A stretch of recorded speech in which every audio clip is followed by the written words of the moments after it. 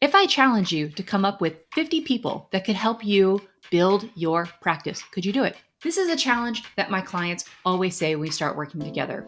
One of the first exercises we do in order to grow your practice, to grow your business, is to come up with advocates, people who can help you make connections, bring you referrals, introduce you to clients, help get you more visibility. And we start with making a list of 50. But a lot of my people say, Jessica, I don't know 50 people that want to buy from me. I don't know 50 people who could help me. And in this video, I'm going to break down why you do know 50 people, how to make that list, and how to strategically think about approaching that group of people to help you build your practice. All right, let's dive in.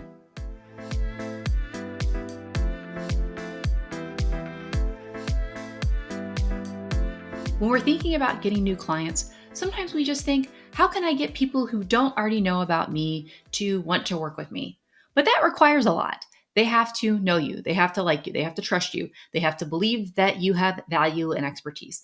They have to really understand your point of view and your messaging. That's a whole lot easier if it's brokered an introduction by someone that trusts you and that they trust. So instead of trying to fight your way through the social media algorithms to get new people who have no connection to you, who don't know anything about you, to want to work with you, let's start on the easier side and let's make a list of all of the advocates that can work with you, starting from who's the most warm, who's the most likely to have good things to say, and how can we work out strategically from there. We're going to look at a few different types of advocates. So one, people who are your clients and your potential clients. So some of this list is going to be people that are paying you, that could have paid you, that might want to pay you. So again, this is like current clients, current prospects. Two, we're looking at connectors. Who are people that are connected influentially into the space? They may never buy from you. They might not be your target client, but they are connected to other institutions, to publications, to other influential people. And then three, we're going to be looking at champions. Who are people that have had prior experience of you or prior experience of your work that are big fans? Again, they might not be your target clients. They might not even be super connected and influential, but they are people that will sing your praises and would be happy to introduce you to people in their networks. So as we make our list of 50 people, we are going to be looking for people that fit these lenses. So we're going to start with the warmest people that can advocate for your work. And this is your active clients. So we want to list out all of the people who are currently paying you and currently getting a good result. So that's just a starting point. So when we're looking at our active clients, we want to know how long they've been working with us, what did they buy, and importantly, how did they hear about you? Was that through a referral, network, community? Was that through some other kind of group? So again, you're going to write down your list of your active clients and list the people that connected you to them. So now we've got our active clients and we've got the connectors that connected you to them. We're then going to work on our past clients. So especially if you had to take a lot of more random clients as you started, not all of your past clients will be appropriate active clients or future clients moving forward. But that's okay, because assuming they had a good experience with you, they are going to be advocates for you, even if they maybe aren't in the directly can refer somebody because you change industries. They're still going to be a source of advocacy for you and a source of potential connection.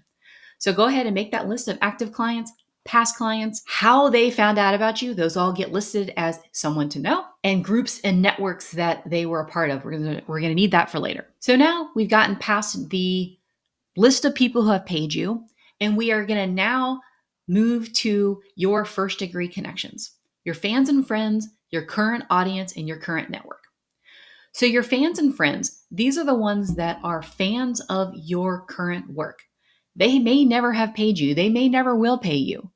I've got a fan of my work who she and I were in a shared community together. She already has a business coach like me, but she comes to my free stuff. We are big fans of each other, and she's sent me referrals, even though she herself will never pay me. So we're looking for people who love our work, love what we're doing, are happy to talk about it. Your hype girls, as it were. We are looking for people who are in your audience who might know podcast guest hosts and other communities you can guest pitch in front of, and conferences. So these are the people that are in our world. Write down a list of fans and friends. Look at your current audience, the people who are in your social media world, on your email list. Who are the people that you've maybe never talked to before, but that open every one of your emails, that click on everything you send, that maybe respond to you? If you have a list of more than 100, are there 20 to 30 people that are not active clients, past clients, fans and friends, or people that you want to get to know? Write a list of those down. And then current network. When you look back at your active clients and how they found out about you, you probably got a list of network that you're a part of, list of communities, list of places you hang out online. The way you go to rest of your network is you look at your entire ecosystem. Where have you worked in the past? Again, maybe those connections aren't going to be super relevant for you, but you probably have friends and advocates who are connected. When I jumped out of my work to become a business consultant, a bunch of my business school colleagues who are also big business people, 5 or 6 of those are also doing the same thing as me. And so I wouldn't have known about it unless I stayed connected to them. And we talk shop about what it's like to have a big business background and a big business degree and be working in small business. They are effective advocates for me, and we are connecting each other.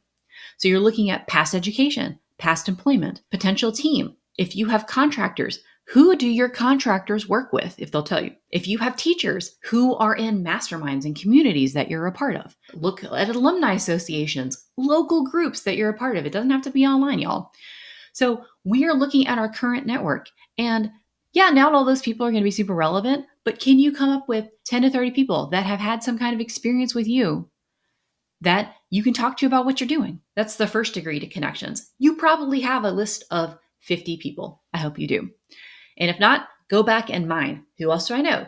Who might they know? Then we go to the second degree connections. So again, now that you have a list of 50, they're connected to other people. So who in their world would you like an introduction to? Do you have ideal clients in their world? Do you have podcasts or communities or guest articles? I got published in a publication once because my writing coach, her former life, knew the editor of that publication, and I was made an introduction. That's how this stuff works. So who's in your network and who do they know? Are you willing to ask for a brokered introduction? Again, to potential clients, to connected people in the industry, to conferences and other visibility opportunities that you'd like to be featured in. How can you use your network? And then you have a list of 50 people.